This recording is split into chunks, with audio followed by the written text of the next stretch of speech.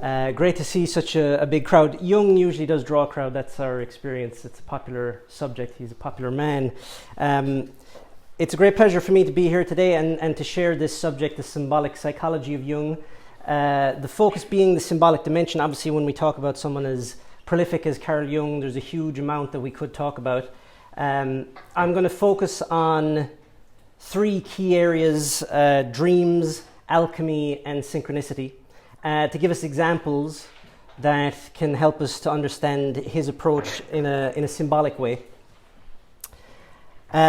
First, to help us maybe have some context, I'll talk a little bit about him as well, but also what is symbolism when we look at that philosophically, what is it that we're trying to understand?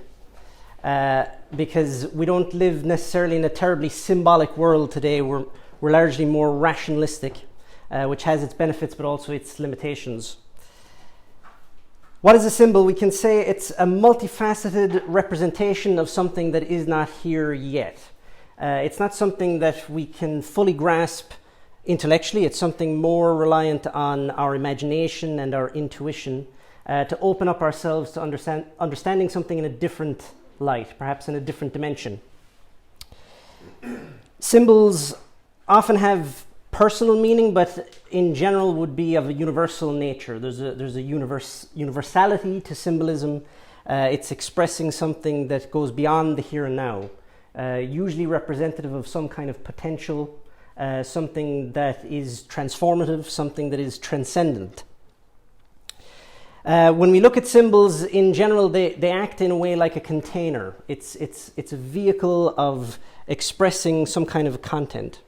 As such, symbols typically express some kind of meaning. They are vehicles expressing some depth of understanding, which can help us to penetrate perhaps what we see on the surface.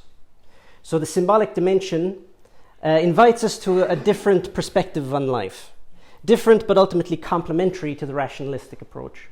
And for me, that's really the key idea that I hope to expand on through the talk, to show that the work that Jung did is not radical in the sense of abandoning all rational thinking, but rather it's opening up a perspective of life that's wider, deeper, perhaps more holistic, and allows us to integrate another vision of life that's complementary to the one that we're typically reliant on today. I'm focusing on Jung, but of course there's many anthropologists, psychologists who've used the symbolic dimension to help penetrate the depths of the human condition, studying cultures through their art, their myths, and through dreams and various symbolic images. And so using these examples, hopefully we can create something of a tapestry of understanding of these different approaches and symbolic messages and images that can help us to gain this perspective. With that, Jung is certainly an eminent figure whose psychology has developed quite a following, but at the time was, I suppose, radical, controversial. Sometimes today still is. So sometimes he's not always a terribly well understood figure. His work can certainly be expanded on. As I say, we can't go into tremendous depth here, but I hope to share some useful examples.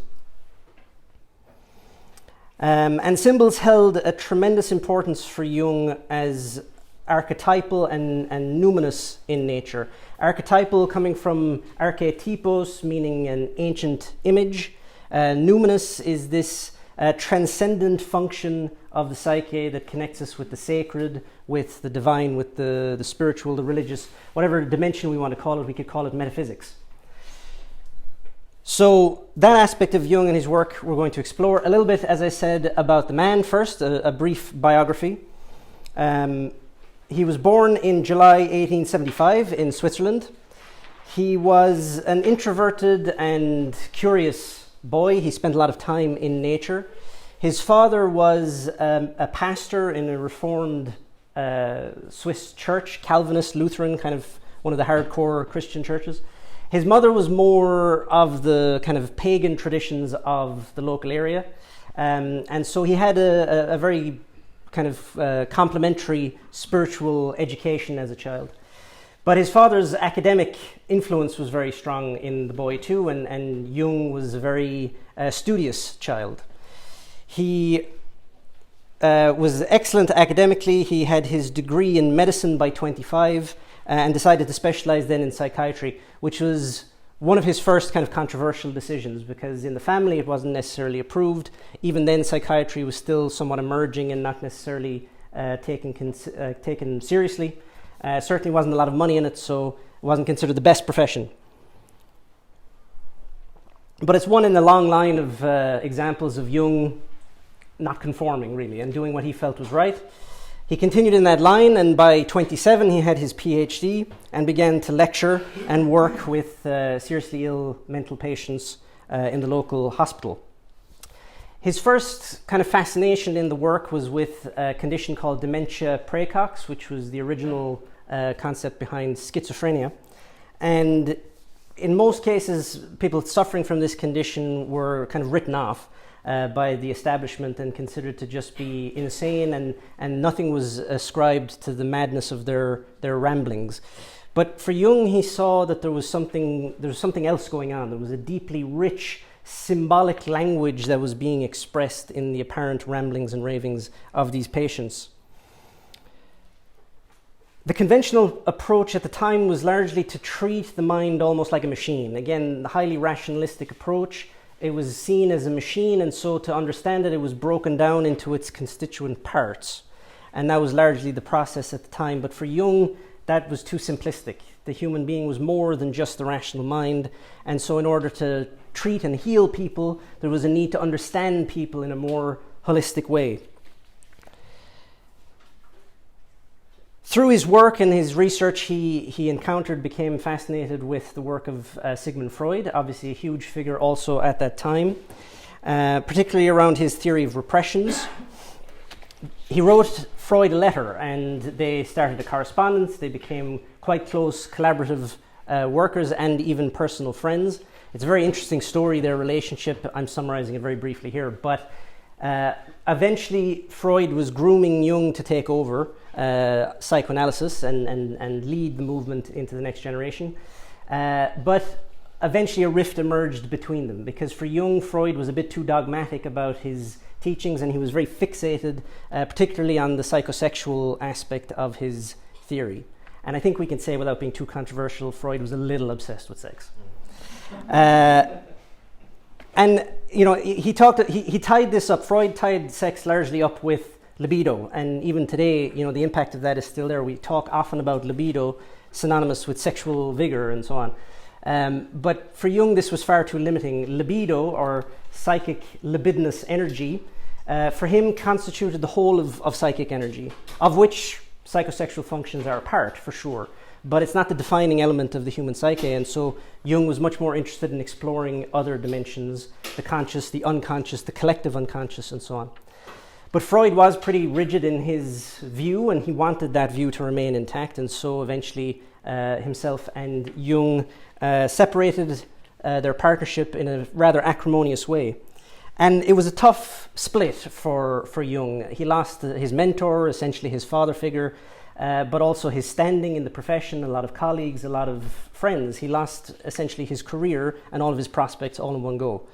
So he hit a kind of a midlife crisis. He was in his late 30s, and he had to really reevaluate himself, his own process, and he took it as an opportunity to really plumb the depths of his own soul. He retreated, literally, to his kind of country house, which he had, a tower that he had been reconstructing himself in the countryside.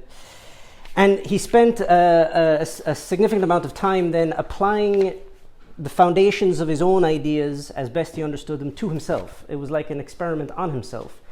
And the consequence of that was he went through essentially kind of a nervous breakdown, that he deconstructed and reconstructed himself from an internal point of view, and came out then with the basis of his own theory, which was analytical psychology.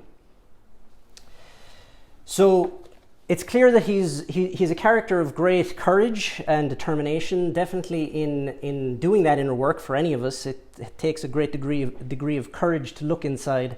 But also when it's in the face of external ridicule, resistance, and so on, he was always kind of on the fringe, very much like a pioneer, exploring these areas that were not necessarily popular, not necessarily approved of. I wouldn't say he really invented anything. It's more that he rediscovered a lot of timeless ideas about the human condition, which had largely been forgotten in the West. But he rediscovered them and gave them a cultural form for the time that he was in, which made them accessible again for everyday people. So while I wouldn't say invented anything, it was a pioneering work in a way to rediscover these things through his own work on himself, because he understood them so well because he applied them to himself. And I think that in itself is an important lesson in relation to knowledge and the search for wisdom, if we talk philosophically. Intellectually, we can understand a lot of things, but unless we really integrate them, apply them to ourselves through our own practice and behavior, it remains largely intellectual. And as scientific and as rigorous as Jung was, he was very practical as well. He was very behavioral in how he understood these things and how he practiced them with his clients. Of course, having said all that, he was not a perfect person. He was imperfect. He'd be the first to say it. He was quick to anger. He had lots of personal issues in his own life and relationships. But he described every psychology as a personal confession. So in understanding his work, we can understand a lot about him, and vice versa in a way. What continued to be controversial in his work was the emphasis that he placed on what would be considered the occult or esoteric. Esoteric referring to often ancient knowledge of a forgotten or hidden nature. Occult, the word meaning hidden, which obviously has many negative connotations a lot of the time. But in essence, the origin of occult teachings was simply the ancient essential wisdom that kind of goes below the surface. It's not perhaps immediately apparent. Like the roots of a tree, which give life to the tree. You can't see it, it's there, but it's invisible to us. And so there's an exploration then of going beneath the surface to get your hands dirty, to go into these areas that a lot of people take for granted or don't acknowledge exists. So when he looked into things like alchemy and astrology and divination and things like that, things which would not have been considered in any way scientific, he called a lot of criticism upon himself in terms of his credentials, in terms of his legitimacy. And we look through the examples that he uses to see some of how he faced that.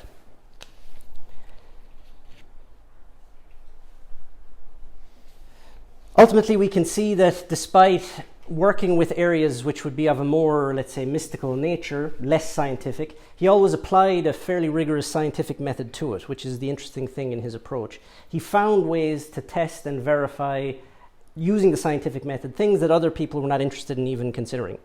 And that again gave him scope to explore the human psyche in a very interesting way that was being missed by a lot of people. So if we look at the idea of dreams as a starting point, something obviously that's a very popular subject, trying to understand the nature of dreams, the meaning behind dreams.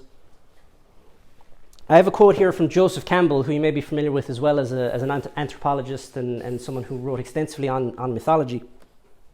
He wrote in The Hero with a Thousand Faces, "Dream is the personalized myth, myth the depersonalized dream. Both myth and dream are symbolic in the same general way of the dynamics of the psyche, but in the dream the forms are quirked by the peculiar troubles of the dreamer, whereas in myth the problems and solutions shown are directly valid for all mankind." So just as a quick tangent, the idea of mythology is also important to understand here, because it often isn't considered as something, let's say, legitimate. Myth is often considered fantasy, fairy tales. Even often how we refer to it, if we say something is a myth, we're saying it's a fallacy, it's not true. But mythos comes from the Greek for truth, because what's being expressed in mythology, while not a literal truth, is a symbolic truth. A universal truth of some nature which is expressing something timeless for the human being to derive a lesson, a teaching, a meaning. Often which can be very inspiring, because mythology is helping us to connect with the most ancient root of humanity, or the cosmos. So myth, in a way, is the symbolic history. It's the symbolic dimension of history that can complement the logical and the factual. And in that case, using Campbell's example, we can see that the concept of mythology personalized is dream. It's the symbolic dimension that helps us to understand the content of our own unconscious. And Jung saw it very much in the same way, that the content of the unconscious mind is surfacing to us in our sleep in order to bring our attention to something. Of course, it's represented to us in a symbolic way, because the unconscious mind speaks to us in symbols. It doesn't tell you exactly, hey, by the way, this is the thing you need to know about yourself. If only it did. I'm sure that would be very helpful, but no, we have to work for it a little bit. What's interesting in the way that Jung writes about dreams as well, he notes that a good deal of perception of what we experience every day is unconscious anyway. Because you can imagine, out of our waking lives, how much of what we experience every day do we consciously register? Not a huge amount. But that doesn't mean that it's not being logged somewhere, because the unconscious is open to all of these things, and it perceives it in a more subtle, intuitive way, and it takes in all of this content, and then it's processing it as we sleep. And so dreaming becomes a process of processing the unconscious content of our experiences. And so what bubbles up, what we can remember, are elements that may hold some meaning. Now, obviously, we don't always remember our dreams, but they suggest that that doesn't mean we're not dreaming. We're always processing. When we sleep, we're never really fully unconscious. There's always a realm of activity that's happening.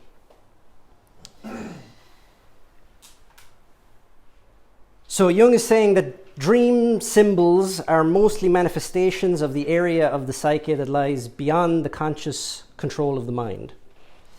And these symbolic expressions are a part of the unconscious expressing itself. They can help us to resolve unconscious conflicts, contradictions, struggles, troubles that are happening inside, because these are the things usually that tend to bubble up to the surface. If we can understand what the dream is representing, it may help us to unlock certain keys that we can develop an understanding about. He suggested that they're more than just wish fulfillment. Of course, there's an element of that. There's an element of a fantasy of compensation that we're seeking to complete ourselves through this, whatever it is that we're dreaming of. That's an element, but not the only aspect, according to Jung. So he described then a number of factors to take into account as to what can contribute to the dreams that we have. Physical causes, quite a simple one, can be just eating a huge dinner before you go to bed. Digestion can interfere. Sleeping weird hours, staying up too late, going to bed too tired, these kind of things can destabilize the body, which can have an impact on the kind of dreams that we have. Compensations for things one lacks in waking life. That's the kind of wish fulfillment piece. So it can be interesting to see in the types of dreams that we have, whether they're recurring or periodic, and then people have different kinds of dreams about flying or falling, all these different elements. Trying to understand what could it be suggesting about something that might be lacking in conscious living. Because there's something there that's being expressed as an opportunity to reflect on. So recurring dreams are often attempts to compensate for particular defects in a person's attitude to life. So all of this then invites a certain reflection about our attitude. What is it that perhaps I'm unconsciously compensating for? He talks a little bit as well about precognitive dreams, looking forward. Not necessarily in a clairvoyant sense, but again, if we imagine the amount of unconscious content that we absorb, and through our daily lives, our waking lives, all the clues and hints and signposts of events that we might miss, but the unconscious registers it. And so it's possible then that the unconscious is putting together the roadmap of what's coming that we can't see because we're not paying attention. And so the dream then presents it almost like a premonition, because it's seeing the depth and dimension of what's happening that we're missing. It gives almost a sense of seeing into the future, but perhaps it's the unconscious joining the dots that we're missing. And so precognitive dreams have been recorded as something that can indicate a crisis that's imminent.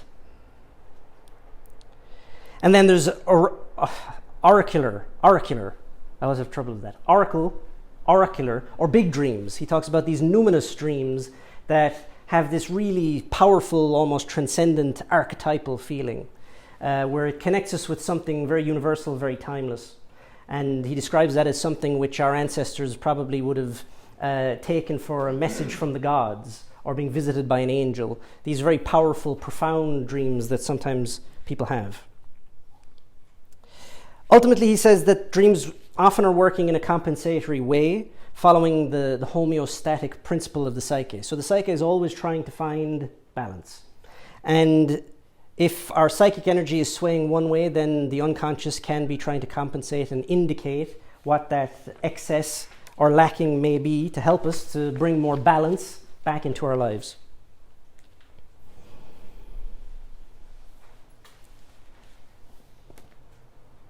So whatever the dream is, and I'm speaking in a lot of generalities here because what Jung is also clear about is that it's not really the purpose to try and develop an exact formula for how to interpret dreams, because ultimately it is up to the dreamer to understand the meaning. It's a very subjective experience, as universal and archetypal as it can be. So rather than imposing meaning on the dream, it's to try and open ourselves to interpret the possible meaning of the dream. The dream is understood as a specific creation from the unconscious that somehow makes sense even if we can't immediately see it. And I know sometimes when you wake up in the morning and you were being chased by a giant banana, it doesn't seem to make sense. What could that have possibly meant? But we have to understand that there's some meaning to it. If it's not immediately apparent, okay, but there's always the possibility of understanding the context in some way. If we think about it, we can try and find some meaning perhaps to it. Generally, the practice of dream analysis is to keep a little journal or something by your bed, because usually we wake up and we've got a short window of memory where it's still fresh, and if we don't write it down quickly, it's gone. And the practice that is done through analytical psychology therapy is that the client is encouraged to do that, to actually record the dreams, because the more that you engage with dreams, the more you remember them. It's in a way like a muscle that we have to practice. Because usually our retention of dreams is very sporadic. But if we consciously choose to remember dreams, and even using a little bit of will before we go to bed to tell ourselves we're going to remember our dreams, you'd be surprised how clear they can remain the next morning. So the practice then of dream work is to explore the content of the dream thoroughly to try and find out what unconscious message it is trying to emerge. This is an interesting exercise. It's not something to get too obsessed with, because we can get lost in trying to understand all of these things. But it can be a good indicator, particularly if we're having quite specific or powerful dreams, to reflect a bit on what is it that the unconscious is perhaps trying to bring to our attention. So a lot of Jung's work is very transformative in nature. And aside from dream work, one of the big areas that suggests the importance in a way of that transformative imagery and symbolism is the idea of alchemy, which is one of the, in a way, kind of foundational aspects of Jungian psychology. Alchemy is, as I was describing earlier, it's really an esoteric practice. It's an ancient knowledge as a kind of a combination of mysticism, magic, science, religion, really the precursor to chemistry. Alchemy was a science that dates back to ancient antiquity, ancient Egypt, and perhaps even further afield. A lot of its concepts, which have a kind of a psychological, symbolic nature, as I'll describe a few, are often met with suspicion. And Jung was skeptical at the beginning too. He thought it was very far-fetched. But in 1928, he was sent a copy of The Secret of the Golden Flower, which was a medieval text on yoga and alchemy, by a scholar named Richard Wilhelm, who asked him to read it and do a psychological commentary on it. And though he was skeptical when Jung read it, he found, as he was digesting it, that, first of all, a lot of the content he was reading had been things he was dreaming about. So immediately that was a flag. He thought, oh, that's interesting. Something is resonating here. But as he deeply went through the ideas, he saw that his own ideas, his own concepts that he was starting to formulate were being reinforced by what he was finding in alchemy. So in a way, he found a ancient historical reference point that validated a lot of his own theories. This, he felt, gave what he was starting to pull on in psychology a lot of validity. He thought that he was definitely onto something with this.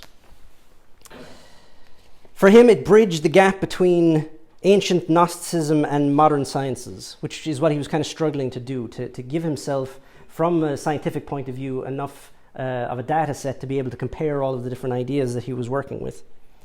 It also looked to resolve the problem of matter and duality, the male, female, God, human duality that all psychology, all philosophy is trying to address.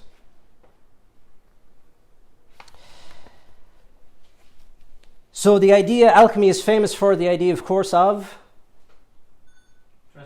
transmutation, yes, of matter. Specifically, I'm thinking Gold. lead into gold, the famous lead into gold. Okay, so that's the one that we typically know, and that's the one that everyone says, okay, whatever. But what does that mean symbolically? Because if we look at base matter and gold, precious matter, we're talking about the transmutation of the unconscious, of the psyche, of the self. So it's a symbol of how to transform, transmute our base self, our instincts, our defects, into gold, into the qualities, the virtues, the strengths of the human potential. That's, of course, a symbolic way of understanding it, which was much more appealing to Jung from a psychological point of view in the work that he was doing, which is largely based on transformation. This, though, in alchemy is rooted in the earliest understanding of the symbolic nature of matter, earth, water, air, and fire, and all of the different permutations of working with these elements, how to work with them together to ultimately transform, yes, lead into gold, but ultimately any substance into any other substance. That was really the work that they were doing. Was this ever historically possible? Perhaps. I mean, we don't know for sure. What's interesting is that today there's modern scientific experimentation with lead in particle accelerators where they've been able to transform it into gold. So it's possible. Now, of course, doing it this way with particle accelerators is so expensive that the gold is worthless. And it's also radioactive. So it's not the most practical way of doing it. But it shows that chemically it's possible. Obviously, the methodology would have been different in ancient Egypt and in ancient medieval times, but perhaps the alchemical process is something that we've lost and they were able to do something akin to that then. Who knows? What they describe in the writings, though, which is interesting, is that the success of the process from a material point of view depended on the inner state of the alchemist. And again, this is what Jung was more interested in. The external result is secondary. The work is the internal work.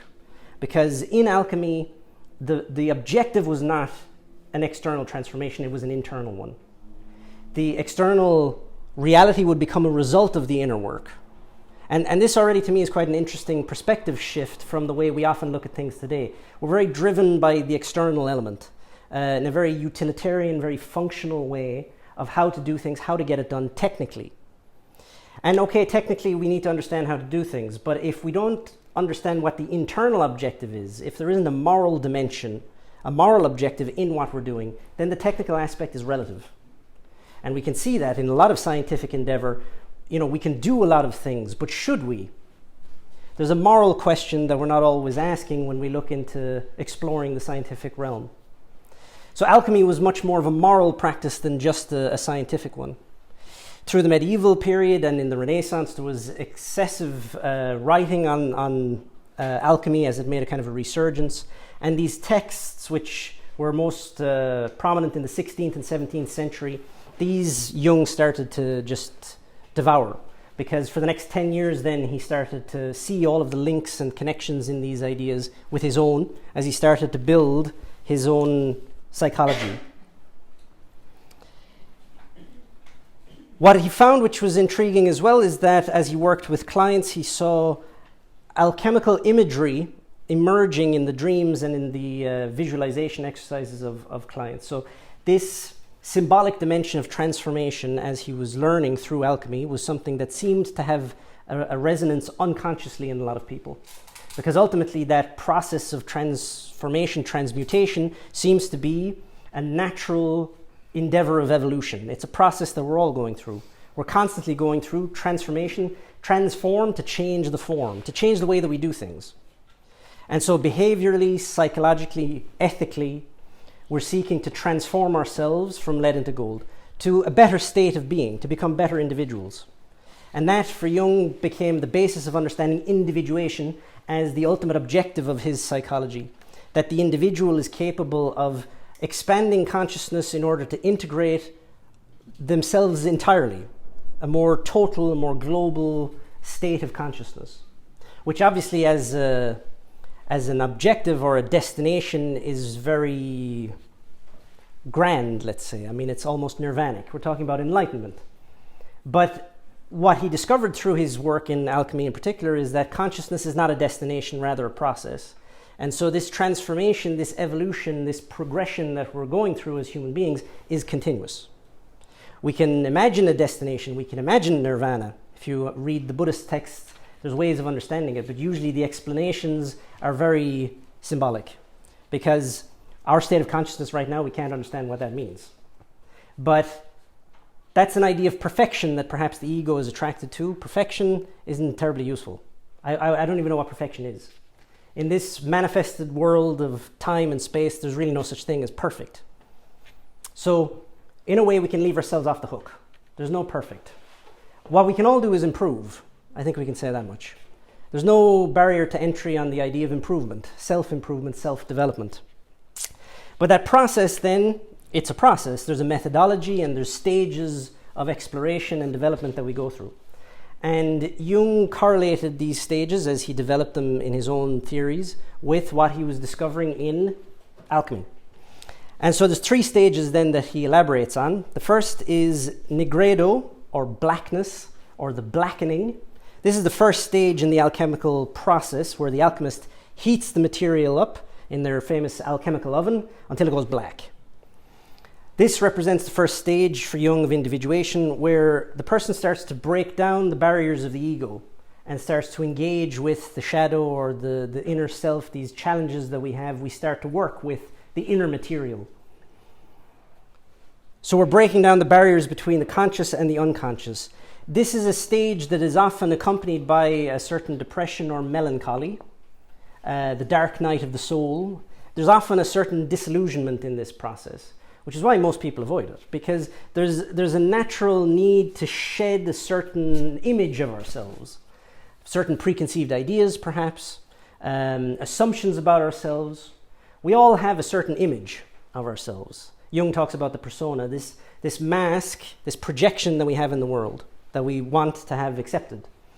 But when we start to look inside and really do some inner work, we start to see there's a lot of contradictions there, and we start to see naturally that we're not all we thought we were. This can create a certain disillusionment. But that idea of melancholy or disillusionment philosophically is not a negative thing. It's a natural process that we have to go through in order to become stronger. If we use the symbol of the phoenix as a very typical example of that, to rise from our own ashes, well, we have to become ashes first. In a way, we can't get stronger without deconstructing ourselves a little bit. It's a constant process. And so this disillusionment is a positive thing, because disillusioning ourselves, we're getting rid of an illusion. In the search for wisdom, naturally, we're going to have to shed certain illusions about ourselves and about the world. It can be daunting at first, and it can be difficult because there's a certain psychological impact in doing that. But ultimately, it's a necessary process in transformation that helps us to gain a deeper, more authentic knowledge of who we are. After the blackness is the whiteness, albedo, or the whitening. The next stage in the process where the alchemist sees white flecks starting to appear in the mixture, which eventually crystallize as white stone. This is representing the gradual cleansing of the psyche for Jung as the inner darkness is faced. So it's the light at the end of the tunnel. It's coming out the other side of a difficult transformation. For me, this is an interesting image in this process, this ethical process of self-development, because the personality, our expression in the world, is the matter that we're working with. This is the alchemical substance that we're working with. And we have to apply a certain degree of heat in order to help all of the impurities rise to the surface. It's a nice image, I think. What is that heat? Well, turning up the heat is facing the challenges of life, facing natural adversities. In mythology, they talk about facing the test, the trials, of which there are many. I mean, we all get tested every day, by everything around us, by people, by places, by things. Everything in life is going to test us in some way. What is the test? It's usually an inconvenience, it's a frustration, it's something that's contradicting us, that's challenging our desires, challenging our opinions. And then how do we deal with those tests? Also a good reflection. Is it avoidance? Is it frustration? Is it aggression? Is it defensiveness? We have different reactions, mostly instinctive, that we use to protect ourselves from the tests of life. But this alchemical Jungian approach, which is very philosophical in nature, is to go towards the test, to accept, to turn up the heat a little bit. And this is really for everything in nature. I mean, it's not just symbolically alchemical. Even if we look at carbon, how does carbon become a diamond? Through intense heat and pressure. So carbon, which is worthless, becomes something which is priceless through pressure. And the Stoics, to just divert for a second to another philosophy, would tend to agree with this. If we don't test ourselves in life, we never know what we're made of. And if we want to transform ourselves into diamonds, into incorruptible beings, then we have to turn up the heat a little bit. We have to face the natural challenges of life calmly. And this is what ethics is really for. It's to help us, as Monica was saying at the beginning, to learn to face the challenges of life serenely, with confidence. It's not a torturous exercise. Philosophers are not masochists. We don't need to punish ourselves. It's not a guilt system. It's a natural process of facing life honestly and openly, without hiding, with some courage, with some humility, with some serenity, so that in confronting these challenges in life, we can become better. And ultimately, we can have an impact in the world around us. Because if we're always hiding, if we're protecting ourselves, if we're in our comfort zone all the time, we're very conservative, we're risk adverse, our ability to change things in the world around us is going to be very limited. So this is, philosophically, the whitening stage is to purify, to clean away the layers, the conditioning, the habits, the mechanicity, the self-centeredness, these layers of our personality that we've accumulated over years, which we often don't question, which we often identify with. We even think we are the layers, but it's just accumulation. And if we scrub that away slowly, we start to discover the depth of the potential inside us. Which then brings us to the third stage, rubedo, or redness. The reddening, this is when mercury is added to the white stone, which goes green and then red. And this process represents the union of opposites, and the result is referred to as the elixir vitae, the elixir of life, which supposedly gives immortality to the subject. Again, if we understand this symbolically, they're talking about the immortality of the inner being who has transformed themselves. And for me, the expression of this in life, in daily life, is enthusiasm. Because a lot of ancient traditions are misunderstood in their apparent obsession with immortality, that they physically, literally wanted to live forever. What they're talking about is awakening the enthusiasm of the inner being that gives us the motivation to persevere in life no matter what. With joy, with openness, with generosity. That's immortality, because it is the idea of eternal youth, to remain young inside our whole lives. For Jung, this stage represents the final stage of analysis. It's the resolution of conflicts in the psyche, and it's the balancing of opposites. And Jung felt that this was most of his work every day with his clients, was trying to bring about this balance in the psyche.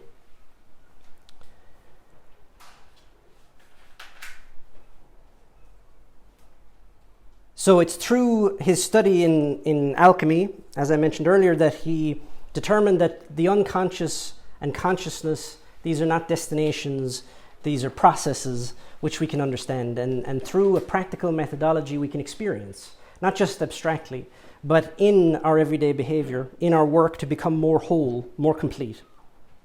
And this became one of the large bases of his theory of analytical psychology and individuation.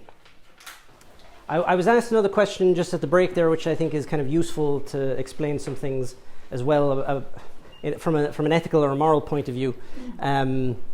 the question was in relation to what we were talking about just before the break about this idea of progression and what are examples of that? How do you measure this idea of reaching a certain level of consciousness which then becomes permanent or irreversible?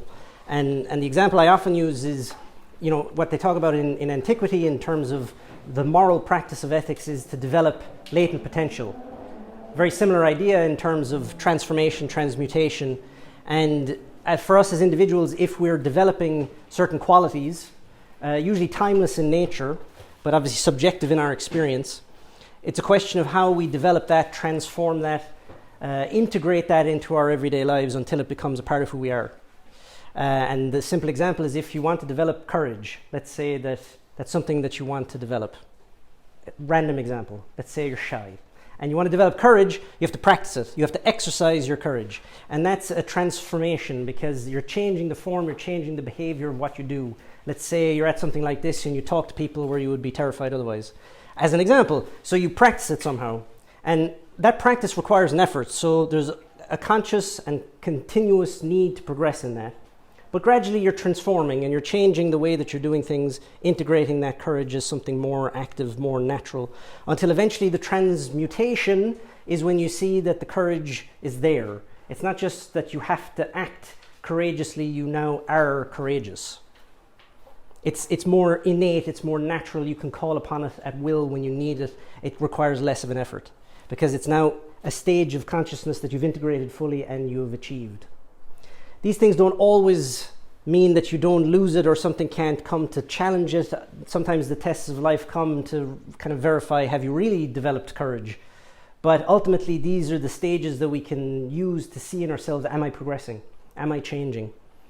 But that requires a plan, a methodology of work that we can actually engage in the continuous and progressive development of those potentials. That is ethics, in summary. I'll talk a little bit about that at the end of the class, the presentation for anyone who's interested in learning more about our course, because ethics is one of the main areas. But I thought it was an interesting question and useful to kind of explain a little bit what we mean by this development and achieving of a new stage of consciousness. Because sometimes it seems too abstract, especially if we talk about something like nirvana, enlightenment, we're thinking about something just way beyond us.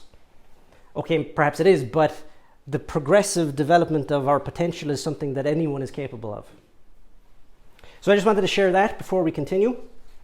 And then to conclude, I was going to talk about three elements, if you remember, and the third is synchronicity, which is one of the, personally I find the most fascinating elements of Jungian therapy and Jungian theory, and one which his own exploration of and development of has a lot of interesting elements to it. No much less than its discovery or its initial inception. Because it was when Jung, early in his career, quite popular before the break with Freud, he was well regarded, he was a successful academic, and he would have nice dinner parties with interesting guests, and one evening, as you do, he had Albert Einstein over for dinner. And Einstein is talking with him about the theory of relativity, and this starts to plant seeds in Jung's head about the concept of relativity, not only in space, but time. And this starts to become a thread he pulls on over over decades, really, of discovering what is the possible meaning behind things that are not immediately apparent. So he starts to develop what he calls an acausal principle. Acausal as in without causal meaning, or at least without apparent meaning, which he simplifies in a way as describing as meaningful coincidence. But the idea is that if we experience coincidences, is it just random? Or can we suggest that there are certain cases where the likelihood of chance is so improbable that there has to be a thread of meaning behind what's happening? So this is a simple insight into what he would develop as a complex theory of synchronicity. And how he develops this theory over time, he explored different other occult and esoteric practices, two of which I'm going to take a look at, astrology and divination. Divination referring to the seeking of knowledge or answers through interpreting signs and symbols, generally through occult means. So the practice of divination for Jung was primarily through using what's known as the I Ching, or the Book of Changes, which is an ancient Chinese text dated about 3,000 years old. And its historical purpose was exactly for that, divination. So it's a text of aphorisms, just general kind of advices, often cryptic, very interesting, mysterious. And then the practice of divination was to randomize a sequence somehow in order to randomly select a passage from the book, and that passage should, in theory, contain some significance to the reader. The traditional ways of doing that were multiple. The ones that Jung practiced were either using yarrow stalks, these little twigs, or flipping a coin. And through creating a random sequence of numbers, and then taking that number and finding the corresponding passage in the book, he'd read the passage, and he was blown away at how often it was significant, particularly in treatment, because he didn't just do this himself. He used this in treatment with clients. And the passage then often held some significance for the person, which helped them to kind of process their own thoughts.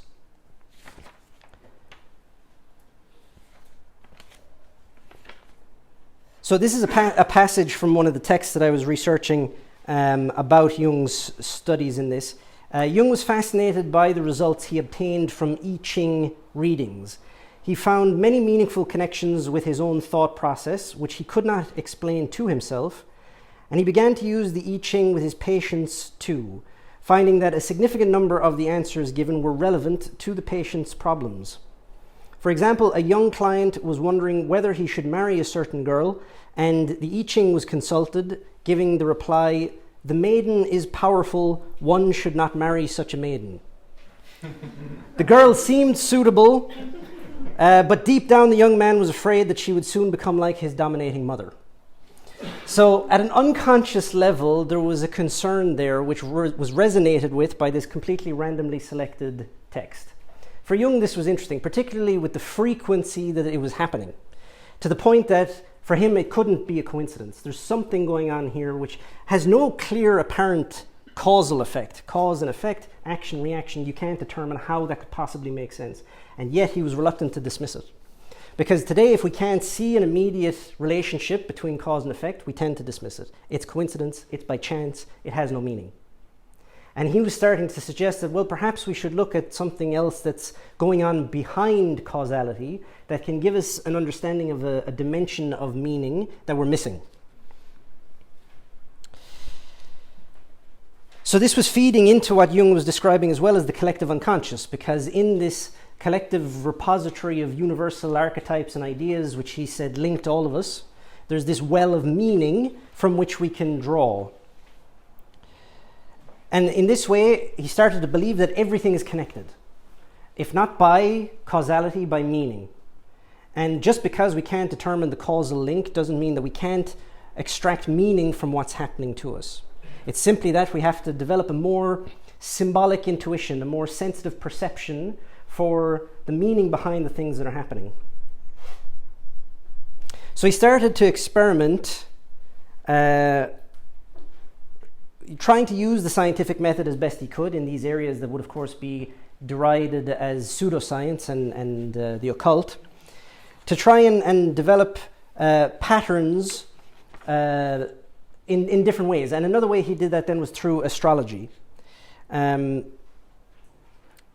He thought that if the sidereal influences, the celestial bodies moving, contained an energy, and again, this was highly written about in the Renaissance sciences, that the influences that these forces would have unconsciously over the human being could give us a path of understanding to certain elements of meaning and purpose. One of the experiments that he conducted was contrasting people's astrological charts, and he started to focus on married couples. The thinking being that if two people can find themselves together in this crazy world and make that commitment, perhaps there's something to it beyond just circumstance, something drawing people together which isn't immediately apparent. And so he started experimenting, researching, comparing the birth charts with astrological keys of married couples. And the research paper that he produced on that was not conclusive. He didn't feel confident to suggest that there was anything for certain in any of that, but he found a lot of very interesting correlations. And ultimately he saw the effect which was an interesting observation in itself, that the observation, the act of observation, had on the study. And obviously this is something that science has understood, the idea of bias in the observer. And we're seeing even more now in astrophysics and the metaphysical sciences that are developing, quantum theory and things like that. The nature of the thing itself being observed changes what's being observed. So he developed these different avenues of exploration and research through divination, through astrology and others, to start to put together an understanding of what he was going to define as synchronicity, which he published in a paper in 1952, Synchronicity, an Acausal Connecting Principle. So, as the name suggests, there's something synchronistic, something simultaneous in what's happening. He's drawing a relationship between apparent coincidences that would otherwise be ignored. Meaningful coincidences of two or more events for which something other than the probability of chance is involved.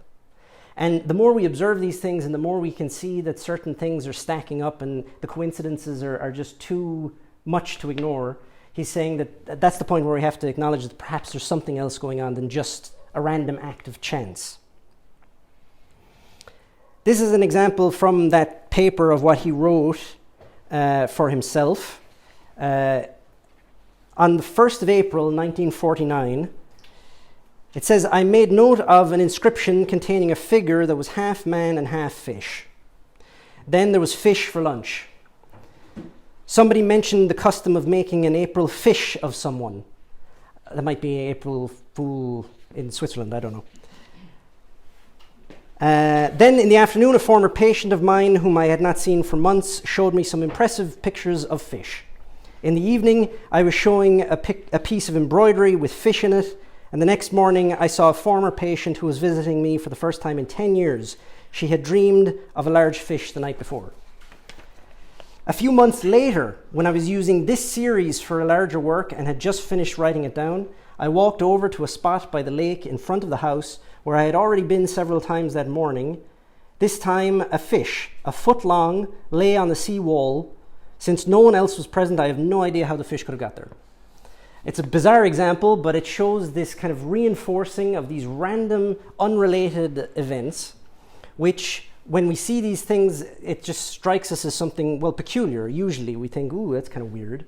When we think about someone randomly, and then that person calls us, or we have a dream, or have almost like a premonition of something, and that thing seems to have actually happened. These are examples that he talks about through his studies and through that paper of these instances, circumstances that appear to be totally unrelated, but there's obviously some kind of significance to it. So what's the point? What's the point of understanding this thing about the fish? Well, who knows why those things are related? What the invitation is in reflecting on them is to try and derive the meaning underlying it. Like dreams, in a way, it's an opportunity to reflect on more than just the peculiarities of it, but to try and understand perhaps the unapparent or the invisible meaning behind things.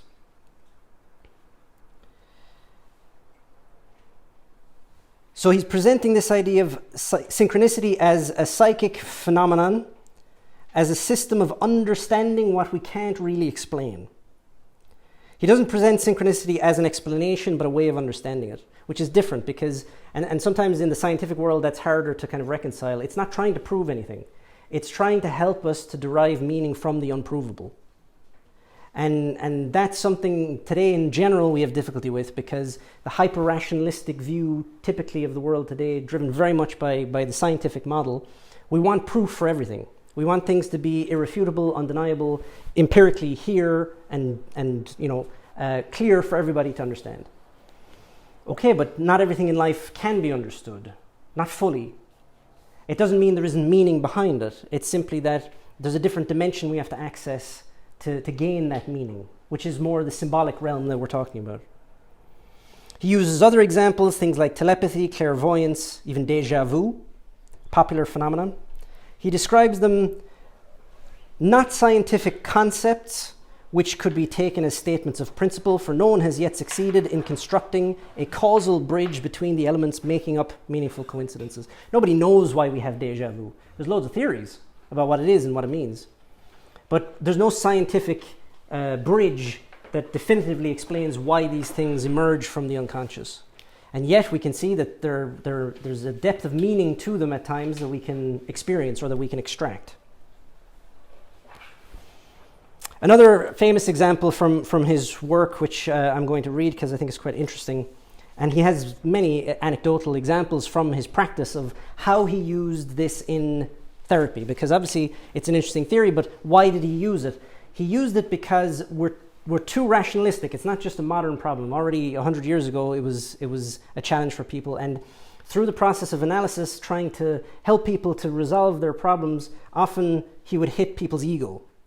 And this is the challenge for all of us. When we go inside, when we do that alchemical work of self-transformation, the first wall we hit is the ego, which usually is going to produce a lot of excuses. Justifications about why I can't, it's too hard, I don't have time, I don't have money, it's not for me, I've tried it before, it didn't work, and so on. It's a very long monologue. I'm familiar with it. I'm sure you are too. We have egos. It's not a disease, don't worry. But his point was to use the symbolic approach to almost bypass the ego, or as he describes in this example, to penetrate it. Because the ego, its function as an instinct of the mind really is that it's very black and white. Things tend to be one or the other, either or, this or that. And so it can't handle the symbolic dimension. It doesn't understand it. It doesn't understand paradox. It doesn't understand contradiction. It doesn't understand nuance very well. And so when we deal with ourselves only from a rationalistic point of view, the result is debate. Discourse, which is always back and forth, debating, trying to convince each other, trying to convince ourselves. It's a lot of arguments without much actual introspection. So to go beyond the ego with a symbolic language and a symbolic work, then we can penetrate that intellectualism and we can start to think with a more conscious perspective. Many traditions talk about thinking with the heart, less with the head, because that allows us to open ourselves up to a dimension of life that's beyond just the appearances which the ego fixates on. To use his example, my example concerns a young female patient who, in spite of efforts made on both sides, proved to be psychologically inaccessible. The difficulty lay in the fact that she always knew better about everything. Her excellent education had provided her with a weapon ideally suited to this purpose, namely a highly polished Cartesian rationalism. After several fruitless attempts to sweeping her rationalism with a somewhat more humane understanding, I had to confine myself to the hope that something unexpected and irrational would turn up, something that would burst the intellectual retort into which she had sealed herself. While I was sitting up one day with my back to the window, listening to her flow of rhetoric, she had had an impressive dream the night before in which someone had given her a golden scarab, a costly piece of jewelry. While she was telling me this dream, I heard something behind me, gently tapping on the window. I turned around and saw that it was a fairly large flying insect that was knocking against the window pane from outside, in the obvious effort to get into the dark room. This seemed very strange to me. I opened the window immediately and caught the insect in the air as it flew in. It was a scarab beetle, whose gold-green colour most nearly resembled that of a golden scarab. I handed the beetle to my patient with the words, "Here is your scarab." This experience punctured the desired hole in her rationalism and broke the ice of her intellectual resistance, and the treatment could now be continued with satisfactory results. There are these moments, these experiences that we have that kind of balk rational explanation. And often we're ready to dismiss them as, oh, that's a coincidence, that's interesting, that was by chance. But there's the possibility that there's a tapestry of meaning behind everything that's happening beyond our rational understanding of things, which can help us to bypass that excess intellectualism a bit, to help us to see the world in a different, perhaps more holistic view.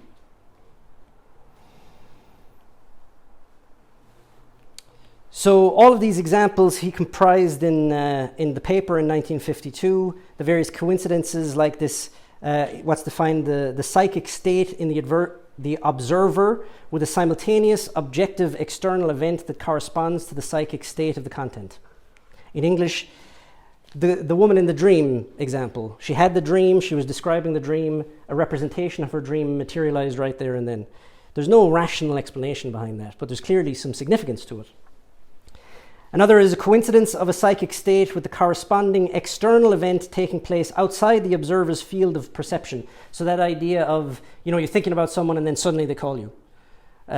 You're drawing somehow it to you. Or you think about something or imagine something and hear later that it had actually happened. Something that was completely outside of your field of conscious perception, and yet you intuited it somehow.